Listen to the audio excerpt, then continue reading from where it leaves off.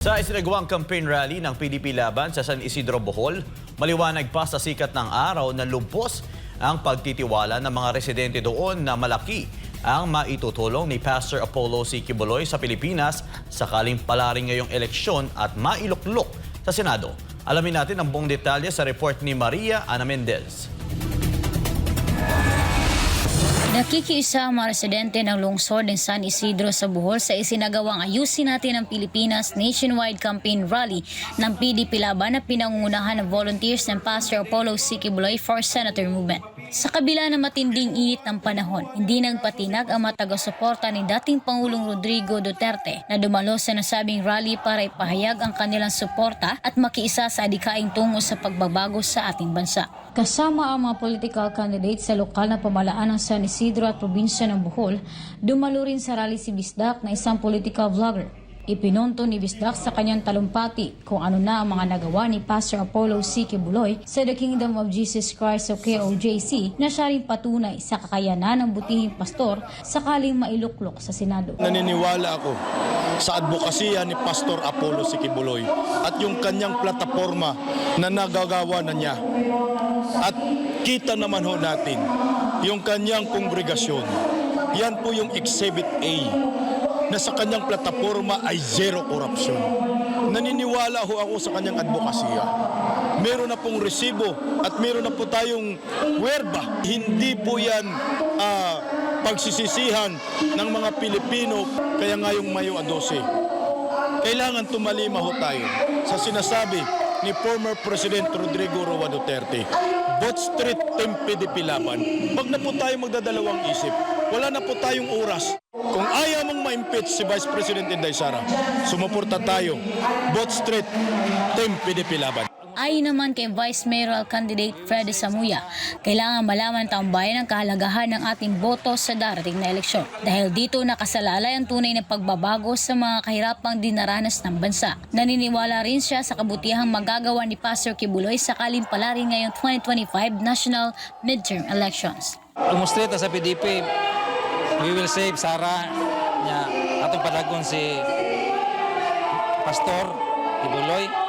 Kaya nasayad kung nadako kayo niya sa katabang sa atong nasod. Dili lang ka sa Bohol kundi sa tibuok nasod.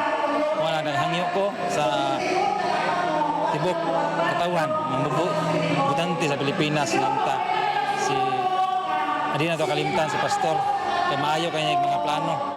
Isa namang political candidate bilang kagawad ng lungsod na si Elsa Mante ang namulat sa katotohanan sa mga kabutihang nagawa ni Pastor Quiboloy. Kaya naman, hinimok niya ang iba pang mga botante na huwag kalimutan ang butihing pastor sa Mayo a 12. Mayo ang iyang platform sa kabahin sa kalikasan, kabahin sa mga kabataan, for education nga nanghatag day siya og mga malibres nga eskwela sa mga kabataan. Isa rin si Joseph Libaton, leader ng Candunga Rondalia Barrio Musicians na nagpahayag ng kanyang suporta sa mga dikain ng PDP Laban. Dahil sa kanyang paniniwala kay dating Pangulong Duterte, mula pa noong siya'y opisyal ng kanilang barangay, bumuo siya ng isang grupo na magsusulong sa mga dikain ng dating Pangulo. Samantala, hinikayat din niya ang mga botante na huwag kalimutan si Pastor Quiboloy dahil naniniwala siya na makapagbibigay ng tunay na pagbabago sa ating bansa ang butihing pastor. Ang among tinguha isip mga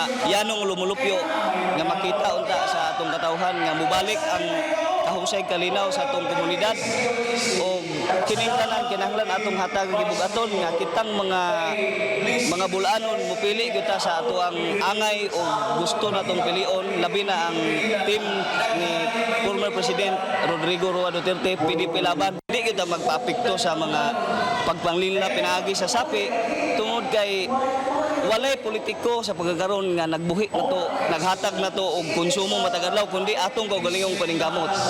Og gusto na to nga atong ibalik ang tawhanon nga katungod tungod kay ang buhis nga gigamit sa atong komunidad buhis man sa katawhan. So akong panawagan sa tanang mga bulanon na sama na mo nga yanong magbubuhis mubarog ta base sa itong prinsipyo baruganan. Hindi kita magpaapekto sa mga pagpanglila pinaagi sa sapi tungod kay walay politiko sa pagkakaroon nga nagbuhi na to, naghatag na to og konsumo matagadlaw kundi atong kaugalingong paningkamot. Muli, naging matagumpay ang proclamation rally at lalo pang namulat ang kaisipan ng karamihan sa totoong adhikain ni Pastor Kibuloy at ng buong PDP laban senatorial slate. Mas lalong nagpatibay ang paniniwala ng karamihan ng totoong pagbabago ang dala ng PDP laban senatorial boss. Sa huli, mahalaga ang katatagan ng prinsipyo at hindi magpasilaw sa salapi, impluwensya at kapangyarihan sa darating na eleksyon dahil nasa taong bayan ng tunay na kapangyarihan at pagbabago. Nag-uulat Mariana Mendez, Azim 9 News, Bohol.